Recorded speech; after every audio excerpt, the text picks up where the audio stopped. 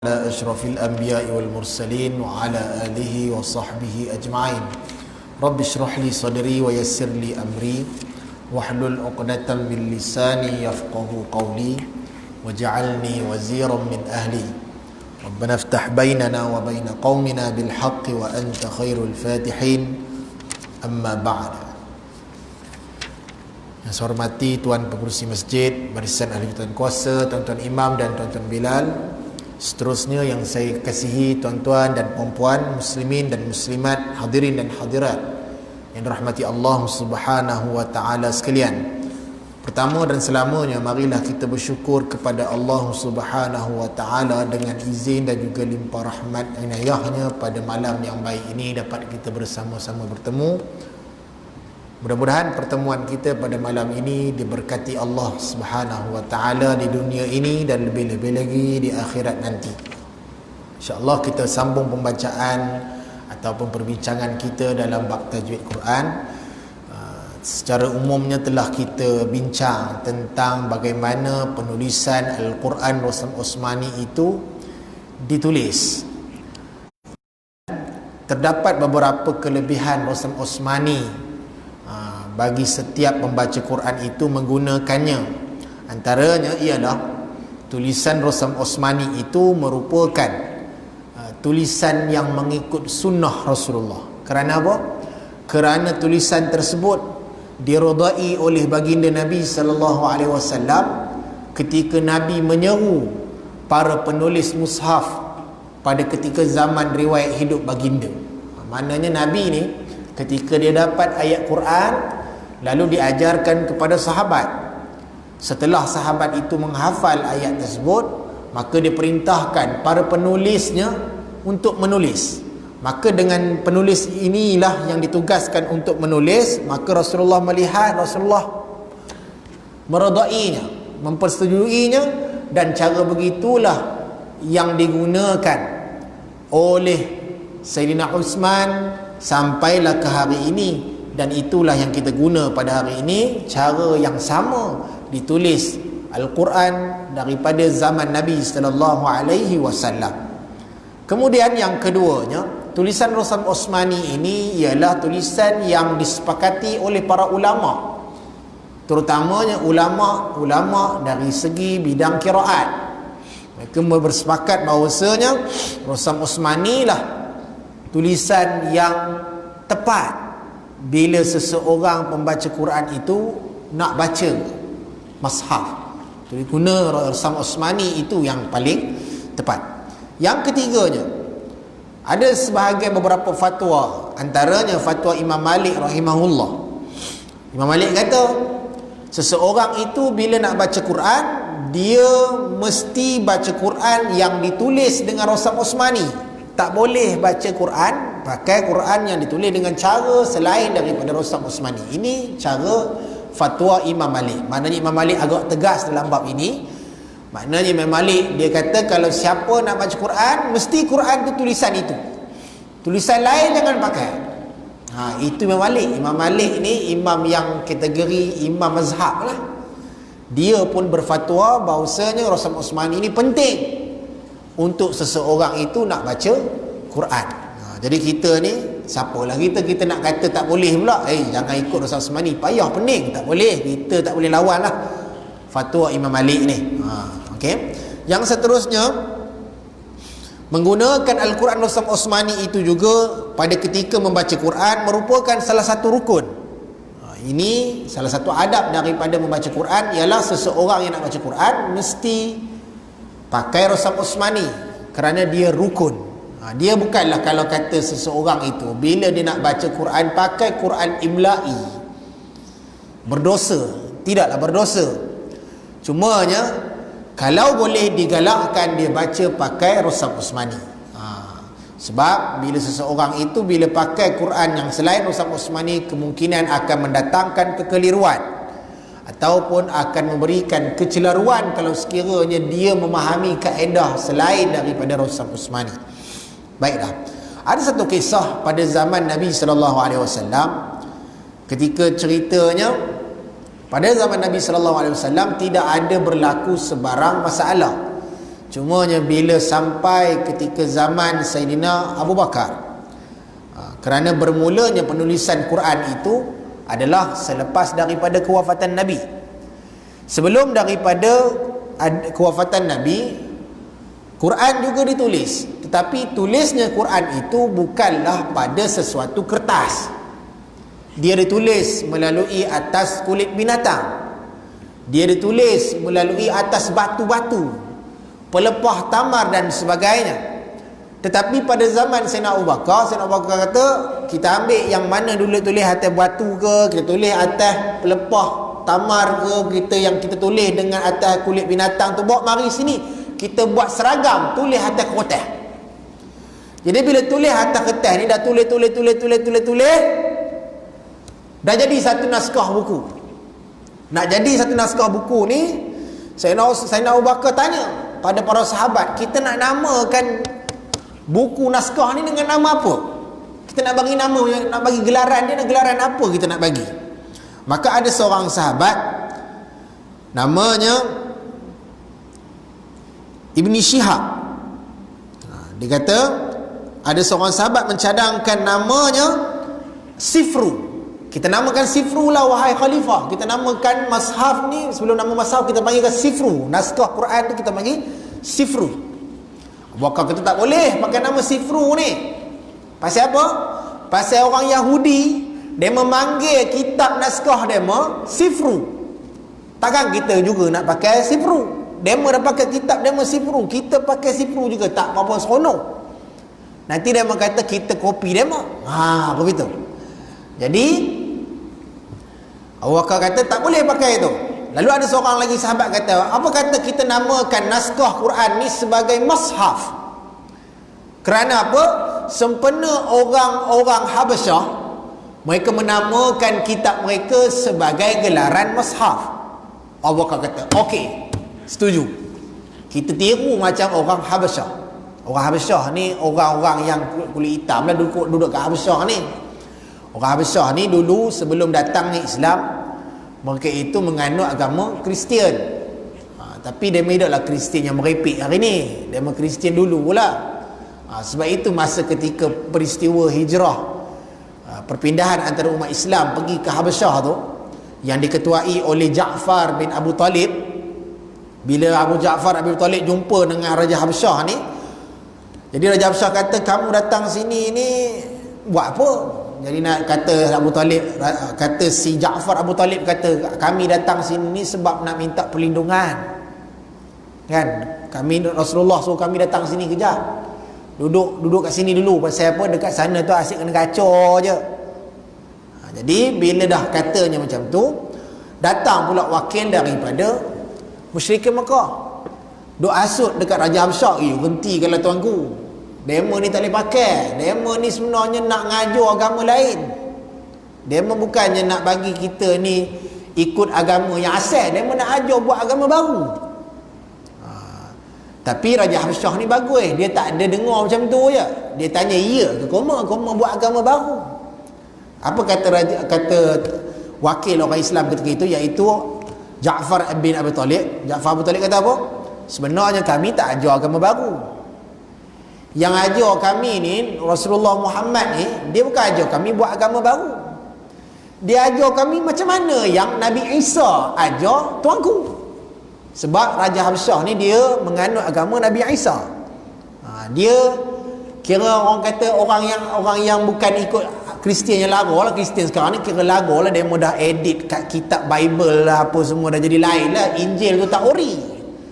Kiranya Raja Habasyah ni, orang-orang Habasyah ni, mereka ni ikut kitab Injil yang asal, yang tulen punya, syariat yang itu. Jadi kata si Ja'far bin Abi Talib, mana ada nama Muhammad tu ajar kami buat agama baru? Tak ada. Dia bukan ajar kami agama baru, dia ajar kami sembah Tuhan yang sama macam mana Nabi Isa ajar sembah pada Tuhan yang sama. Itu bila dengar je Raja Habasyah dengar kata Ja'far begitu, apa kata sudahnya, apa keputusan Raja Habasyah? Raja Habasyah kata, okey, koma semua ni aku percaya, koma boleh tinggal sini. Kamu yang cuba hasut aku ni, pergi berambuh dah. Usahlah nak cuba hasut aku.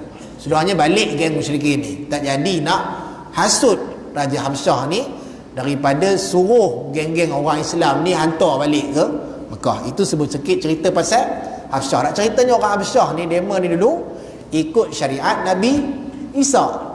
Yang mana Nabi Isa ini ialah membawa kitab Injil. Jadi kitab Injil itu orang Habsyah panggil sebagai mushaf. Jadi ambil peristiwa dengarnya Habsyah tu orang demo panggil juga apa? Mushaf. Maka orang Arab pun ketika itu bila namakan Quran tu dah jadi senaskah, panggil juga dengan mushaf. Itu asal usul kepada cerita mushaf. Kalau kita fikir balik dalam bahasa Arab, buku, kitab. Pasal apa? Macam mana boleh nafskah jadi apa? Mushaf pula. Mana mushaf ini diambil daripada sempena itu. Okey. Baiklah. Kita akan masuk kepada tajuk yang seterusnya, iaitu berkaitan dengan istilah tanda bacaan Al-Quran. Tajuk yang baru, iaitu tajuk yang terakhir daripada kitab kita ni. Kita dah belajar dah sampai lama dah, dan nak sampai ke penghujung kitab dah. Muka surat ke-100. Istilah tanda bacaan Al-Quran Rustam Osmani ada 15. Ada 15 tanda bacaan Al-Quran Rustam Osmani yang mesti diambil perhatian bagi setiap membaca Quran. Dia ada banyak tanda-tandanya. Sebab itu pada setengah orang yang kadang-kadang dia tak ambil tahu pasal tanda-tanda ni, bila dia baca Quran pakai Rustam Osmani ni, dia rasa susah Rustam Osmani ni. Terutamanya macam orang Arab. Macam kita orang Melayu tak ada masalah sangat. Pasal kita dah belajar daripada iqra'nya, dah diajar dengan cara tulisan Rustam Osmani. Tetapi kalau macam orang Arab, demo ni memang dah bahasa Arab. Jadi cakap pun cakap Arab. Tiba-tiba baca Quran, tengok tulisan jadi lain pula. Jadi orang Arab ni kadang-kadang demo susah sikit nak baca Quran pakai Rustam Osmani, kerana mereka kurang pendedahan tentang itu. Macam kita insya-Allah tak ada masalah. Cumanya kadang-kadang disebabkan dia ada kelainan sikit dari segi tulisannya, bentuk-bentuk tandanya, kadang-kadang pada setengah orang yang kurang mengambil perhatian agak keliru sikit. Tapi biasanya bagi saya, Rustam Osmani ini tulisannya tidaklah mengelirukan. Sebab itu hari ini kita lihat orang yang boleh baca Quran ni tak mestinya dia pandai tajwid. Tak percaya kita tengok, ramai-ramai orang yang baca Al-Quran, yang boleh baca Quran, lancar bacanya. Yasin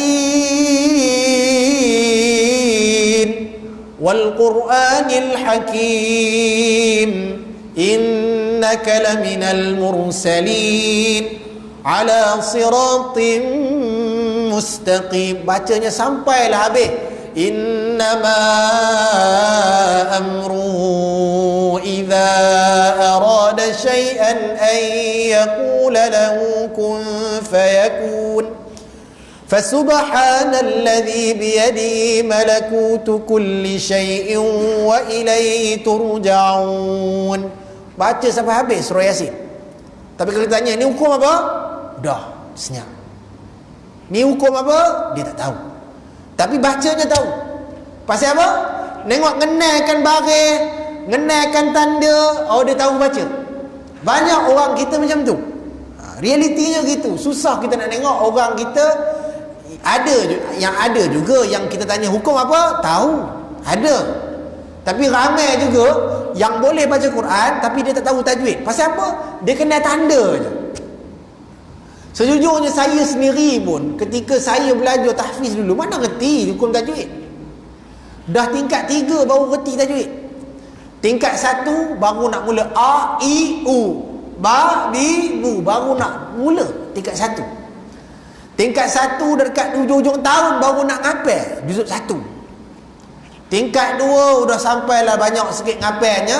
Tingkat 3 sudah nak sampai setengah Quran, barulah pandai tajwid. Baru tahu, ini hukumnya idgham, hukumnya izhar, baru tahu. Sebelum tu baca boleh. Orang jemput bacaan Quran untuk orang mati, pergi aja. Dia pergilah dapat duit. Mau tak pergi? Siapa tak pergi, rugi ya, berapa-berapa gaduh dengan kawan. Bagi aku pergi. Kamu kalau pergi, kamu siap baca Quran tak berebut. Pasal ada duit. Kalau tuan rumah tu tak bagi duit, balik tu moncong je. Pasal apa? Haram ni tuan rumah tu bagi duit. Marah je pasal baca Quran. Tapi ceritanya dulu jemput baca Quran tu boleh pergi. Pasal apa? Baca tu boleh. Tapi kalau tuan rumah tanya, adik tahfiz serban tinggi ni, ustaz nak tanya, makcik nak tanya ni, apa ke namanya tajwid ni, apa ke hukumnya, makcik nak tanya. Kamu gagak juga masa tu, tak reti. Tapi baca boleh. Dengarkan bacanya, mak. Tapi dari segi tajwid tak reti. Pasal apa? Quran ni kema dulu boleh baca pasal kenalkan tanda. Tapi itulah, tanda ni pun walaupun sekadar tanda, perlu juga ambil perhatian. Sebab kalau kita tak ambil perhatian betul-betul, mungkin kadang-kadang boleh silap baca. Okey. Ada 15 tanda dalam Quran Rusum Osmani ni. Tanda-tanda yang pentingnya, yang pertama ialah tanda bulat kecil. Saya pernah cerita sebelum ni, ada huruf yang di atasnya tanda bulat kecil. Kebiasaannya tanda bulat kecil ini akan ada pada atas huruf mat, iaitu huruf alif, huruf waw dengan huruf ya. Ini biasanya ada. Ada tanda bulat kecil, iaitu huruf alif, huruf waw, huruf ya. Alif ada bulat, waw ada bulat, ya pun ada bulat. Bila tuan-tuan melihat di setengah perkataan yang ada alif bulat, ada waw bulat, ada ya bulat, bulatnya huruf-huruf ini menunjukkan huruf itu tidak perlu dibaca. Dia perlu diendahkan saja daripada bacaan. Contohnya, dalam kita punya bacaan surah, ada setengah tu surah tu, okey, ada setengah surah bacaannya bunyi begini. Huruf alifnya wa a na.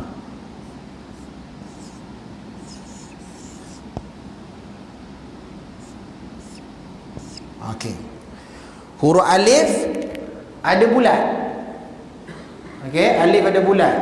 Maka bila alif ada bulat, maknanya alif ini tak boleh dibaca. Maknanya bila alif dah tak boleh baca, maknanya alif ini tak boleh memberikan fungsi panjang kepada nun bahagian atas. Mana bacaannya dia macam mana? Wa ana mina, wa ana mina. Kalau katakan alif ini tak ada baris bulat, dia akan jadi wa ana mina. Tapi disebabkan ada bulatnya di atas alif, wa ana mina, gitu. Waw pun begitu juga. Kalau waw, contohnya dalam kalimah ini,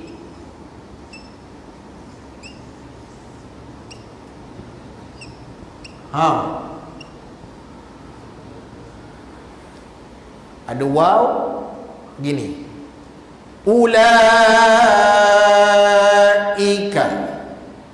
ulaika. Ni, waw ni tak boleh panjang pasal ada bulat ni. Disebabkan ada bulat tu tak boleh panjang, maka kita baca pendek saja. La, dia tak boleh. Tak boleh panjang. Dia ulai, gitu. Dia pendek saja. Ya pun macam tu juga. Contoh ya ada juga yang macam tu, yang huruf ya nya ada baris bulat kecil. Yang keduanya,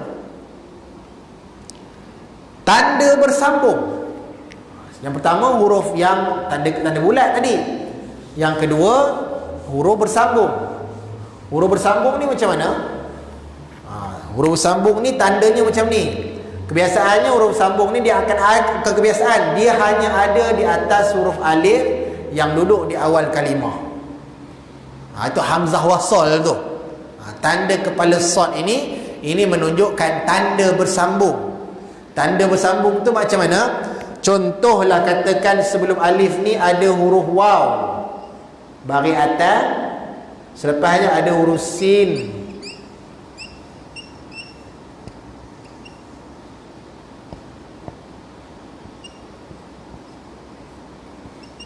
Gitu. Waw bahagian atas, wa, itu ada alif ni. Sin, ta, ghin, fa, ra, waw. Okey.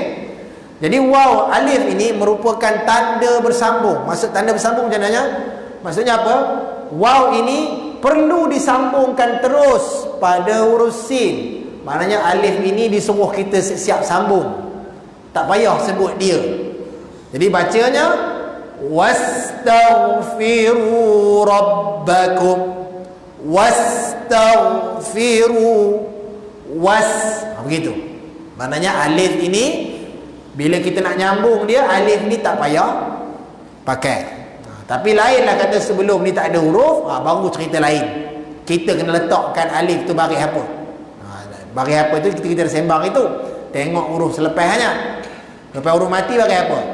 Baris atas. Kalau baris atas mulanya baris bawah. Jadi baris bawah bunyinya istaghfiru. Dia begitu. Yang ketiga, bulatan bujur meninggi. Bulatan bujur meninggi ni ada pada alif juga. Dia akan ada pada alif yang duduk di hujung kalimah. Contohnya, contoh perkataan apa ya? Dalam surah ada beberapa surah je, tak banyak ayatnya.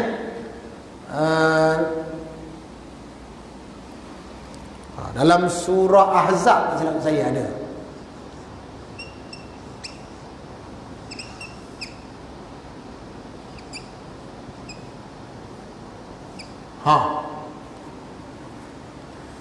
Dia ada perkataan Rasulah dekat lam alif. Alif ini ada bulat. Maka bila kita nak baca alif itu, bila ada bulat, maka alif itu tidak perlu dibaca. Contoh lepasnya ada ayat waqalu.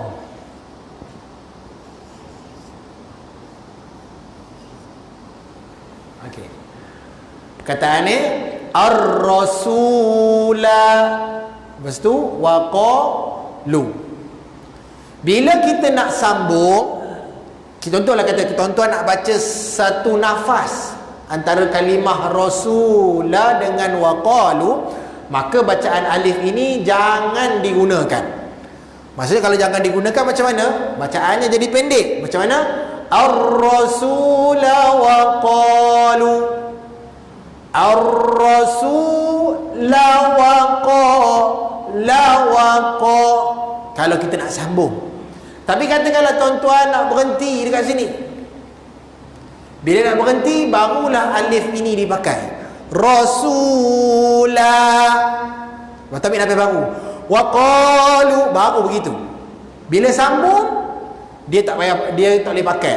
Tapi kalau berhenti, baru boleh pakai. Contoh yang macam saya tunjuk macam ni, ada beberapa tempat saja dalam Quran. Dia tak banyak. Dia sikit saja. Antaranya dekat surah Al-Kahfi. Surah Kahfi ada. Kemudian surah Ahzab ada. Surah Insan pun ada.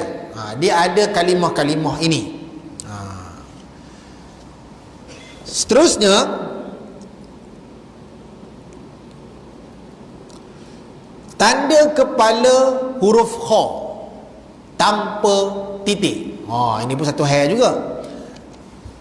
Tanda kepala huruf kha. Huruf kha dulu macam mana? Okey. Baik. Huruf kha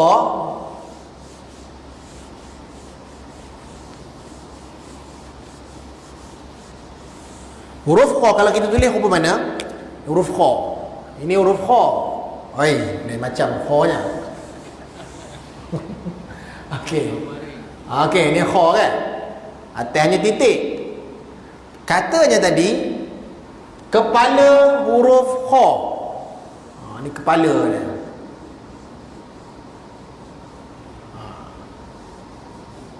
Tanpa titik. Tu kepalanya. Kepalanya jadi kopi itu. Dengan jadinya kopi ini, itulah katanya baris mati yang ada dalam Quran tu.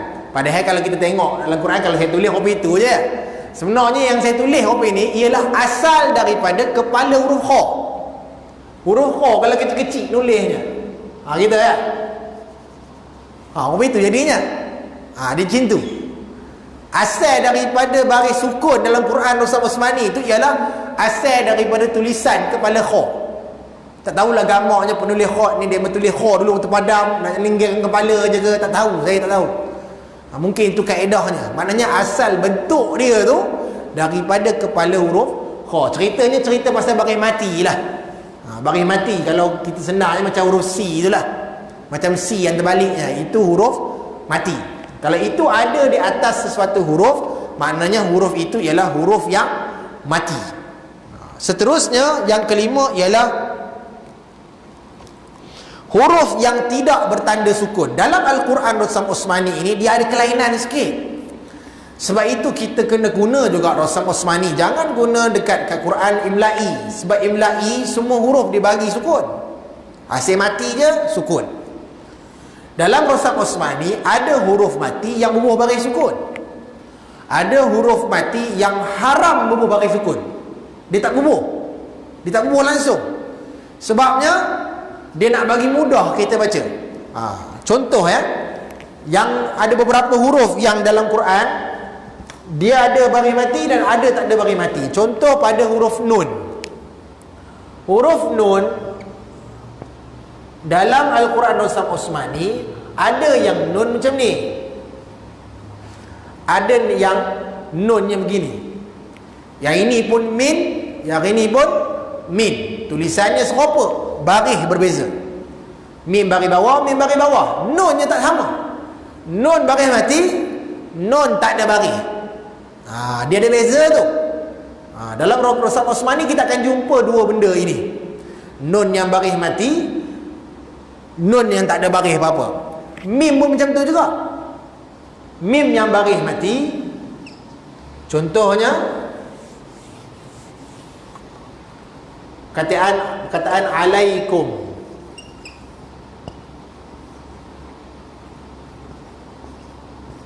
Dengan alaikum lagi.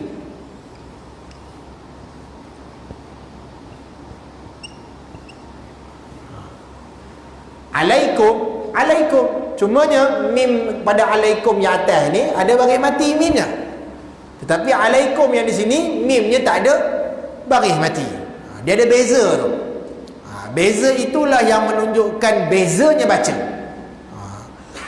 Sebab itu kita dalam Rasam Osmani ni, macam saya dulu, ustaz saya dulu masa dia ngajar ke membaca untuk kelas beginner bawah-bawah dulu masa dekat tahfiz, ustaz kamu tak cerita pasal hukum, pasal tahu dah kamu garu kepala nanti. Jadi dia nak bagi mudah kamu, dia ngajar cara kenal baris saja. Kamu tengok macam mana tahu baris. Kalau contohnya dia ajar kamu dulu, saya ingat lagi. Kalau nun mati ada baris mati, mim mati ada baris mati, maknanya nun tu tak boleh dengung. Mim tu pun tak boleh dengung. Dia tak ada panjang. Oh, kamu faham. Atau kalau tak ada baris mati pula, waktu dia ajar kamu, kalau tak ada baris mati, maknanya kamu kena perhati siapa lepas dia. Selepas dia itulah yang kita akan jadi dengung. Masa tu. Kalau orang tanya hukum apa, tak tahu. Tapi kalau kata baca macam mana, dengung. Oh, tahu. Pasal apa tahu? Pasal kenalkan tanda macam tu. Gitu. Okey.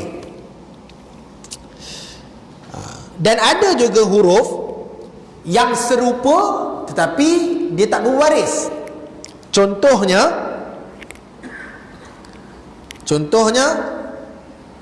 pada kalimah yang tertentu. Contoh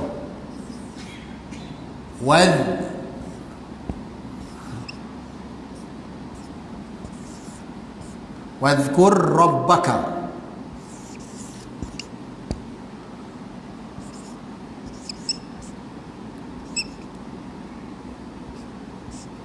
Tuan-tuan, ada waw, ada hamzah qasar, ada zal, ada kaf, ada ro, ada ro. Dua huruf yang sama. Yang ini pun ro, yang ini pun ro. Yang ro ni dia tak ada baris. Yang ro ni ada baris pula. Macam tu pula tulisan dalam Quran Rasam Osmani ni. Jadi kalau macam ni pun kita kena perhatikan. Bila tak ada baris macam ni, maknanya ini usah pakai. Jadi kaf ini teruslah masuk pada huruf yang seterusnya. Dia begitu. Contoh lagi satu.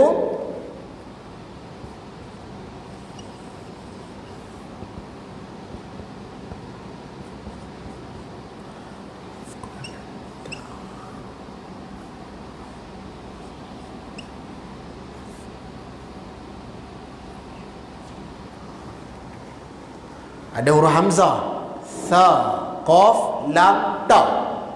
Lepas huruf ta, huruf dal. Yang ini tak apalah, huruf sama, ro. Yang ini haram, sama, lain.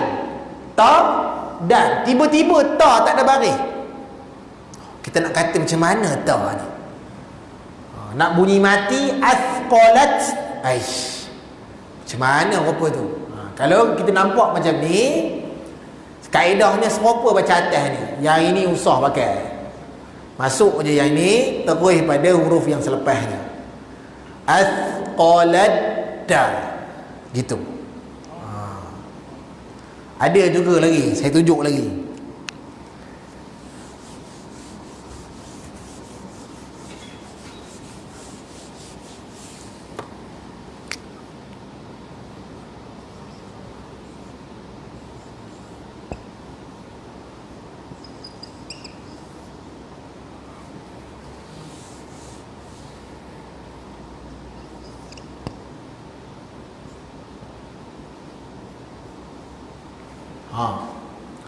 Hamzah wasal, huruf ra, kaf bagi atas, ba. Lepas tu huruf mim, sabdu atas, ain bagi atas dan nun bagi atas. Ini pun sama juga. Kita tengok kan, oi, ba-nya tak ada baris. Macam mana kita nak sebut? Takkan kita nak sebut irkab. Lepas tu mim macam mana kita nak masuk kan? Jadi kaedahnya serupa juga, walaupun huruf ni tak sama, tapi ba ni haram ada baris apa, maknanya ba ni usah dipakai. Jadi bacaan kita kaf bagi atas ni terus masuk pada mim. Irkam ma'ana. Irkam, kaf ni tekan terus pada mim. Kam ma'ana. Dia tak payah baca kab ma'ana, dia tak payah dah. Kam ma'ana, tekan terus pada mim. Kalau huruf nun, dia kena hati-hati. Itu kita kena bezakan. Ada nun dengan mim. Nun dengan mim dia, kalau tak ada baris, dia boleh jadi dengung. Tapi kalau huruf selain daripada itu, kalau tak ada baris, usah pakai. Senang. Kalau tuan-tuan jumpa ya, selain daripada huruf nun dengan mim tak ada baris. Kalau nun dengan mim ada baris, kita kena jangan cepat sangat tak pakai lah. Pasal nun dengan mim, kalau tak ada baris, dia boleh datang dengung. Tapi selain daripada nun dan mim tak ada baris, maknanya huruf itu tak perlu dibaca. Terus je masuk baris sebelumnya pada huruf selepas dia. Terus masuk je. Tak perlu kita nak tunggu lagi. Baik.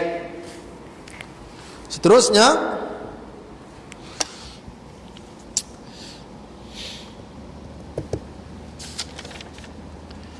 huruf mim kecil.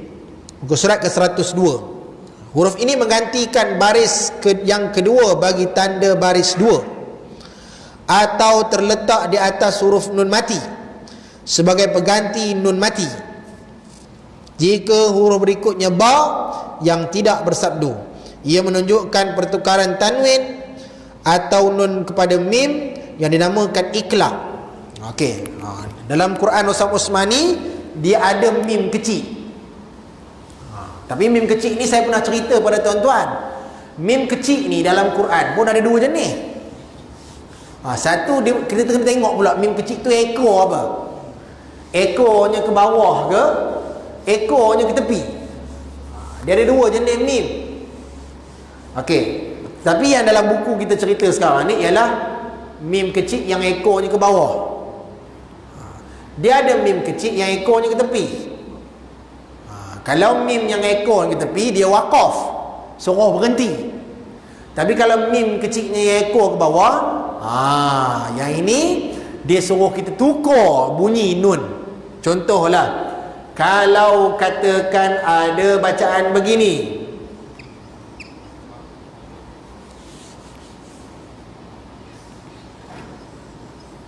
okey,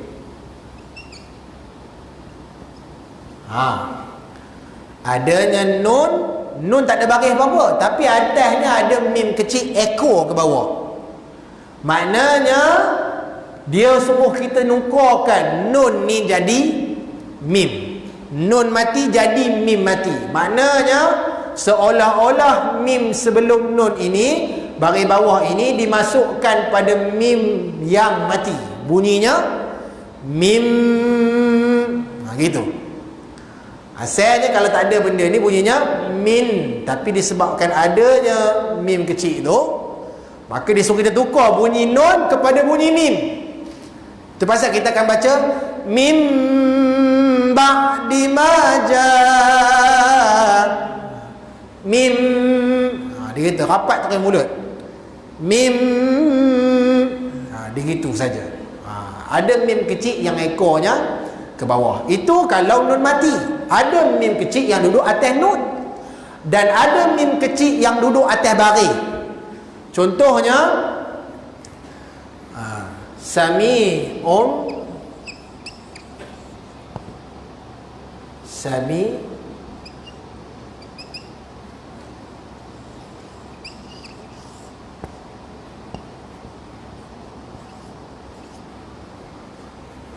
gitu. Masuk waktu dah. Masuk waktu dah. Lah. Ni. Atas huruf ain ada huruf, atas huruf ain ada baris depan. Dekat baris depan ain ni adanya huruf mim kecil ekor bawah. Jadi maknanya di sini sebenarnya huruf ain ni barisnya begini. Sami'un asalnya tanwin. Tapi dah ganti satu baris tanwin tu kepada mim kecil ekor bawah. Maka bacaannya pun kena tukar lah bunyinya. Asalnya sami'un, tapi udah ada mim ni, seolah-olah ain baris depan masuk pada mim mati. Bunyinya sami'um. Gitu. Sami'um. Ditunggu rapat mulut je. Sami'um basir. Begitu. Ada tanda-tanda yang begini dalam Quran Rasam Osmani. InsyaAllah itu saja kita punya perbincangan pada malam ini. Kita akan sambung lagi yang seterusnya, iaitu berkaitan tentang tanwin, huruf kecil, bulatan berhias. Bulatan hias pun ada, tanda bintang, garisan melintang, macam-macam lah, dan yang seterusnya pada minggu-minggu yang akan datang. Wallahu subhanahu wa ta'ala a'lam. Yang baik itu datang daripada Allah, yang lemah itu daripada diri saya sendiri. Mohon maaf di atas segala kesilapan. Aqulu qawli hadza wa astaghfirullahal azim li wa lakum. Kita tutup pengajian kita pada malam ini dengan membaca tasbih kifarah dan suratul Asr. Subhanakallahumma wa bihamdika asyhadu an la ilaha illa anta astaghfiruka wa atubu ilaik. Bismillahirrahmanirrahim. Wal 'asri innal insana lafi khusr إلا الذين آمنوا وعملوا الصالحات وتواصوا بالحق وتواصوا بالصبر. السلام عليكم ورحمة الله وبركاته.